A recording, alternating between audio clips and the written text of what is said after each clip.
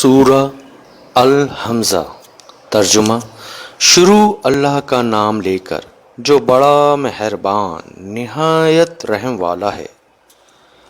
ہر طعن آمیز اشارتیں کرنے والے چغل خور کی خرابی ہے، جو مال جمع کرتا اور اس کو گن گن کر رکھتا ہے اور خیال کرتا ہے کہ اس کا مال اس کی ہمیشہ کی زندگی کا موجب ہوگا۔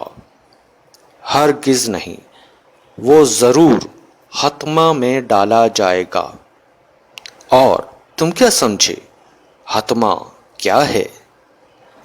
وہ خدا کی بھڑکائی ہوئی آگ ہے جو دلوں پر جا لپٹے گی اور وہ اس میں بند کر دیے جائیں گے، یعنی آگ کے لمبے لمبے ستونوں میں۔